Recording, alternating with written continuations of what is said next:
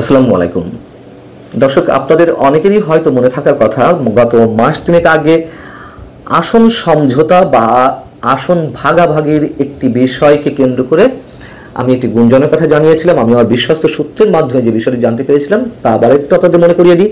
সেটি হচ্ছে বিএনপির শীর্ষ নেতা তারেক রহমানের কাছে ওই সময় নাকি একটি প্রস্তাব গিয়েছিল নির্বাচনে আসন সমঝোতার। বিএনপি 200 আসন, এনসিপি জাতীয় নাগরিক পার্টি বা বৈষম্যবিরোধী ছাত্র আন্দোলনের নেতারা 50টি আসন এবং জামাত ও এবি পার্টি মিলে 50টি আসন, 25 বা 20-30 এমন। তো এরকম একটি সমঝোতা প্রস্তাব যখন তারেক রহমানের কাছে গিয়েছিল তখন তারেক রহমান সেটি সাথে সাথে নাকচ করে দিয়েছিলেন। তার বক্তব্য ছিল এরকম যে কোনো ধরনের সমঝোতা নয়, যা হবে ফ্রি ফেয়ার ইলেকশনের মাধ্যমে, প্রতিদ্বন্দ্বিতার মাধ্যমে হবে। সেই বিষয়টি এখন প্রকাশ্যে রাজনীতিতে এসেছে গুঞ্জন আকারে। যদিও একথাও সত্য যে এরই মধ্যে মানুষের একটি অংশের মাঝে একটা পারসেপশন খুব শক্তভাবে প্রতিষ্ঠিত হয়েছে, বিএনপি কি আসলে গোপন কোনো সমঝোতায় চলে গেছে সরকারের সঙ্গে। কারণ এই মুহূর্তে এত বড় একটি জনপ্রিয় রাজনৈতিক দলের চাপ নির্বাচন বিষয় তেমন একটি দেখা যাচ্ছে না সরকারের উপরে। যা কিছু দেখা যাচ্ছে দৃশ্যমান সেটি কেবলই বক্তব্য বা বিবৃতির মধ্যেই সীমাবদ্ধ। এই যখন অবস্থা, তখন বিএনপির সঙ্গে এনসিপির আসন সমঝোতার বিষয়টি নিয়ে প্রশ্ন তুলেছেন। ওই যে প্রস্তাবের বিষয়টি ছিল তার মধ্যে যাদের নামটি ছিল, এবি পার্টি অন্যতম দল বাংলাদেশে এই মুহূর্তে, সেই এবি পার্টির চেয়ারম্যান মুজিবুর রহমান মঞ্জু প্রশ্ন তুলেছেন শুক্রবার একটি টক শোতে। তিনি বলেছেন, জাতীয় নাগরিক পার্টি বা এনসিপি পর্দার অন্তরালে বিএনপির সঙ্গে একটা সিট নেগোসিয়েশনের বা আসন সমঝোতার আলোচনা করেছে। তো তিনি বলছিলেন যে আমরা হাইপোথেটিক্যালি ধরলাম যে এরকম একটা কিছু হয়েছে, কালকে পর্দার অন্তরালে একটা আন্ডারস্ট্যান্ডিং হয়ে গেল, সিট ভাগাভাগি হয়ে গেল, তাহলে দেখবেন সেপ্টেম্বরে নির্বাচনের জন্য সবাই একমত হয়ে যাবে। বিষয়টি খুব গুরুতর। এখন তার এই বক্তব্যের বিরোধিতা করেছেন জাতীয় নাগরিক পার্টির অন্যতম শীর্ষ নেতা হাসনাত আব্দুল্লাহ। তিনি তার ফেসবুক স্ট্যাটাসে যেটি লিখেছেন যে এবি পার্টির চেয়ারম্যান মুজিবুর রহমান মঞ্জুর এই বক্তব্য সম্পূর্ণ ভিত্তিহীন। তিনি বলছেন যে কোনো দলের সঙ্গে এনসিপি আসন ভাগাভাগির কোনো আলোচনায় যায়নি, কাজেই সম্মানিত এই রাজনীতিবিদদের বক্তব্য অসত্য এবং বিভ্রান্তিকর। দল হিসেবে এনসিপি সারা দেশে সাংগঠনিক বিস্তৃতিকে প্রধান লক্ষ্য রেখে কাজ করে যাচ্ছে।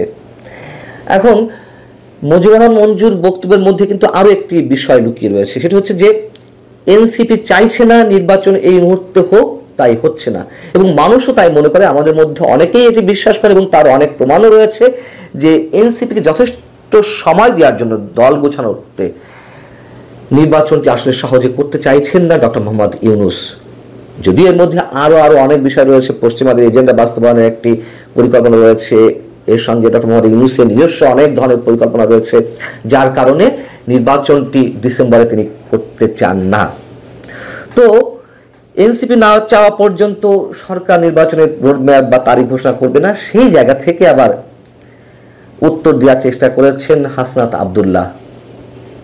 তিনি বলছেন যে এনসিপি সম্পর্কে একটি ভিত্তিহীন ইমপ্রেশন তৈরির চেষ্টা হচ্ছে। আত্মপ্রকাশের পর থেকে এনসিপি বিচার সংস্কার ও নির্বাচনের রোডম্যাপ চেয়ে আসছে। এনসিপি মনে করে প্রশাসনিক সংস্কার সহ অন্যান্য মৌলিক সংস্কার সম্পন্ন করে নির্ধারিত সময়ে নির্বাচন আয়োজন করা সম্ভব। তারা যতই যাই বলুক, মানুষ যা ভাবছে সেটির বাস্তবতা রয়েছে, এটুকু আমরা স্পষ্ট আবারও উল্লেখ করতে চাই। এখন মজার বিষয় হচ্ছে যেই এবি পার্টির চেয়ারম্যান মুজিবুর রহমান মঞ্জু এনসিপির বিরুদ্ধে বিএনপিকে কেন্দ্র করে এমন একটি মন্তব্য করলেন আসন সমঝোতার, সেই এবি পার্টির সঙ্গে এনসিপি বা জাতীয় নাগরিক পার্টির একটি চমৎকার সম্পর্ক রয়েছে, আমরা সবাই জানি। জাতীয় নাগরিক পার্টির উপরে এবি পার্টির একটা প্রচ্ছন্ন প্রভাব রয়েছে অনেক আগে থেকেই। তাহলে সেই জায়গা থেকে এবি পার্টি কেন এমন একটি প্রশ্ন তুলল সেটা নিশ্চয়ই ভাববার বিষয়। যদিও রাজনীতিতে কোথাকার পানি কোথায় গিয়ে কখন গড়ায় এটি আমরা অনেক সময় বুঝতে পারি না, এবং রাজনীতিতে শেষ বলে কিছু নেই সেটিও আমরা জানি। এখন তাদের মধ্যে কি হচ্ছে আমরা জানি না। সালাউদ্দিন আহমেদ বিএনপির স্থায়ী কমিটির সদস্য, খুবই প্রভাবশালী নেতা এই মুহূর্তে, তিনি শনিবার যে মন্তব্যটি আবার করেছেন তা হচ্ছে এরকম যে আগামী 2রা জুন আবার রাজনৈতিক দলগুলোর সঙ্গে আনুষ্ঠানিকভাবে আলাপ আলোচনা উদ্বোধন করতে যাচ্ছেন ডক্টর মোহাম্মদ ইউনূস। কাজের কোনো খবর নেই, আবার ডেকেছেন 2 তারিখে দ্বিতীয় পর্বে আলোচনা, আবার শুভ উদ্বোধন হবে। কেন উদ্বোধন কয়বার করতে হয়? খুবই যৌক্তিক কথা। এবং এই যে উদ্বোধন খেলা, সংলাপ খেলা, এগুলো আমাদের কাছে আসলে বিরক্তি ধরিয়ে দিয়েছে। নাটক অনেক কিছুতেই আমাদের কাছে স্পষ্ট হচ্ছে, আমাদের কাছে যেমন স্পষ্ট, বিএনপির কাছেও তো স্পষ্ট, খুব স্বাভাবিক। এবং বিএনপির পক্ষ থেকে বলা হয়েছে যে সরকারকে খুব বেশি হলে আর 1 মাস সময় দেবে বিএনপি। এই 1 মাসের মধ্যে সরকারকে নির্বাচনের রোডম্যাপ সম্পর্কে স্পষ্ট ঘোষণা দিতে হবে জাতির সামনে, নির্বাচনের তারিখ ঘোষণা করতে হবে, নইলে জুলাই থেকে আন্দোলন করতে হবে। এখন প্রিয় হোক অপ্রিয় হোক, ভালো লাগুক আর না লাগুক, এটি বাস্তবতা। বিএনপির এই হুঙ্কার বা ঈদের পরে আন্দোলন বা অমুক মাস থেকে আন্দোলন, এই কথাগুলো মানুষের কাছে বিরক্তিকর, একইভাবে হাস্যকর পর্যায়ে পৌঁছেছে। মানুষ রীতিমতো বিএনপিকে নিয়ে ট্রল করে, এটা ওপেন সিক্রেট। সেই জায়গা থেকে মুজিবুর রহমান মঞ্জুর কথাগুলো কতটুকু বাস্তবতা রয়েছে সেটিও ভাববার বিষয়।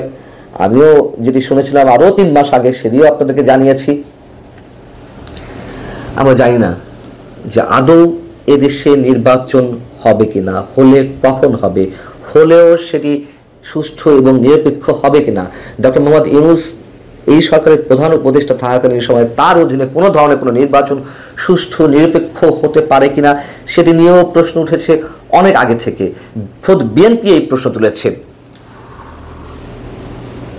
সেই সব জায়গা থেকে আমরা খুব সহজে একটি সমীকরণ মিলাতে পারি, যদি দৈবক্রমে কিছু না ঘটে, যদি সত্যি সত্যি জাতির উপরে খুব মঙ্গলজনক কিছু ভর না করে, তাহলে যা কিছু হতে যাচ্ছে সবই নাটকের অংশ, যার বলি হতে পারে অনেক কিছুই। এটি আমাদের আশঙ্কা। ভালো থাকুন, আল্লাহ হাফেজ।